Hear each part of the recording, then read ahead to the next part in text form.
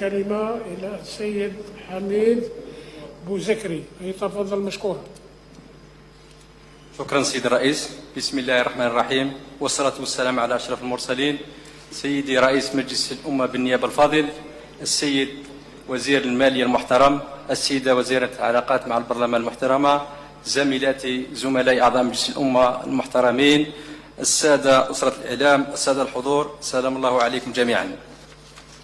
بعد اطلاعنا على الوثائق المرفقة لنص المشروع المتضمن تسوية ميزانية 2018، سجلنا تقريبا نفس الملاحظات المتكررة في الميزانيات السابقة. ففي مجال الضريبة لاحظنا استمرار الوضعية السلبية للتحصيل، وتبقى العملية دون تحقيق نتيجة مرضية رغم تحسنها بالمقارنة مع سنة 2017 بمعدل 12.34% بمبلغ قدره 4506.41 مليار دينار. كما سجل التهرب الضريبي في شطره المتعلق بالرسم على القيمة المضافة الحصة الأكبر من الديون الجبائية بقيمة 34.84%، ثم حاصل الضرائب غير المباشرة بنسبة 18.79%. كما تبقى إجراءات التحصيل الجبري لديون الضريبة دون جدوى لانعدام الصرامة في تنفيذها، ربما تحتاج إلى نصوص قانونية أكثر ليونة مع تحسين ظروف الأعوان المكلفين بالتحصيل وحمايتهم. إن الوضع الاقتصادي للبلاد يفرض علينا المرور بأقصى سرعة إلى رقمنة قطاع المالية واستعمال التكنولوجيا في المعاملات التجارية لما تضفيه من شفافية في تسيير حركة الأموال، وبالتالي القضاء على الممارسات السلبية. كما نرى أنه من الضروري القضاء على الشقارة في المعاملات، لأن التجارة الموازية الغير قانونية حقا أصبحت تثقل كاهل الاقتصاد الوطني، لذا يستوجب تعميم استعمال البطاقة الإلكترونية مع إلزامية استعمالها في كل التعاملات، وضرورة التعامل بالشيك فيما يخص التبادل التجاري أو اقتناع السلع الباهظة الثمن. كما أن رهان عصرنة القطاع يستوجب أيضا النظر في الإمكانيات المادية والبشرية التي تحتاج إلى المزيد من الدعم والاهتمام.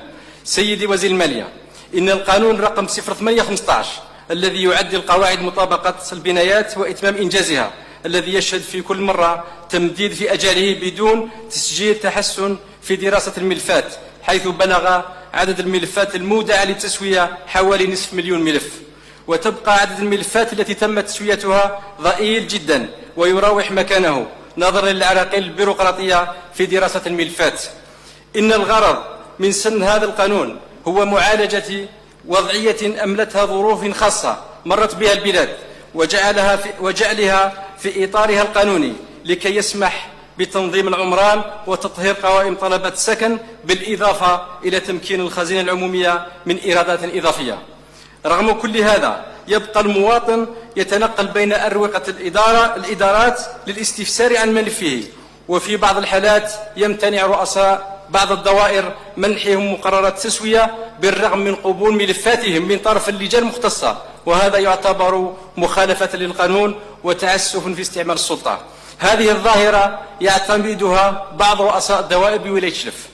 وتعرف إجراءات الدفع للقروض المالية لوضعية المشاريع تعقيدا كبيرا أثر سلبيا على السير الحسن للمصالح العمومية، حيث يتم التأشير على الصفقة أو الموافقة على الالتزام من طرف المراقب البرلماني، وبعد استنفاذ الإجراءات الإدارية المعروفة والحصول على مقرر التسجيل، وبعد الشروع في الإنجاز يتم الرجوع إلى المراقب المالي كل مرة يتم تقديم قروض الدفع على سبيل التأشير. إن هذا الإجراء الأخير نرى أنه لا جدوى منه بحكم التأشير المسبق على الصفقة التي استوفت كل الشروط القانونية، وبالتالي نرى أنه من الضروري مراجعة هذه الإجراءات لإضفاء ليونة على التسيير وتخفيف حجم العمل المتكرر الذي يؤدي إلى تراكم الملفات، وبالتالي يستحيل مراقبتها في وقتها القانوني والتدقيق في محتواها.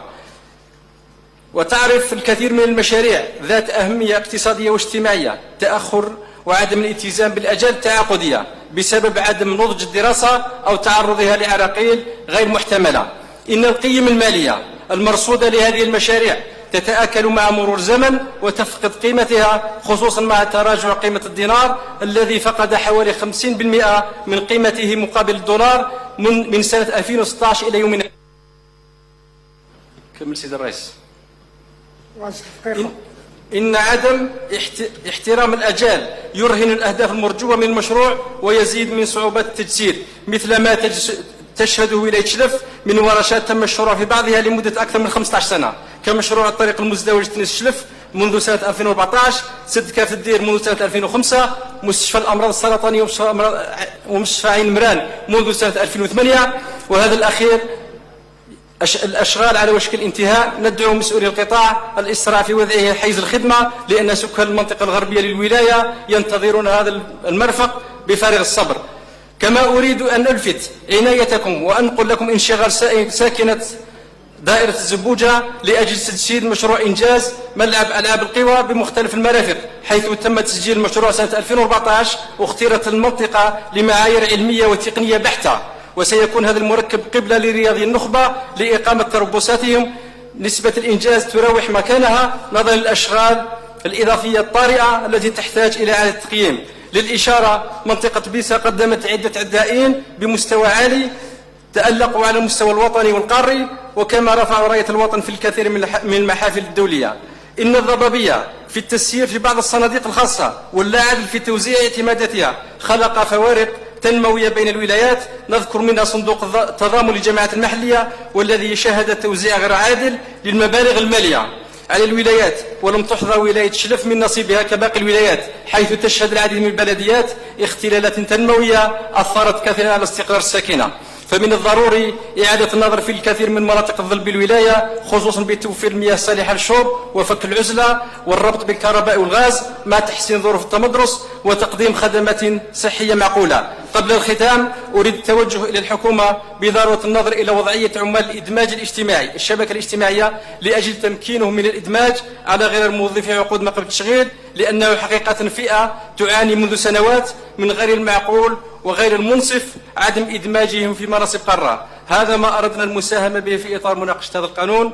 نشكركم على كرم الإصغاء، والسلام عليكم ورحمة الله تعالى وبركاته. شكرا سيدي.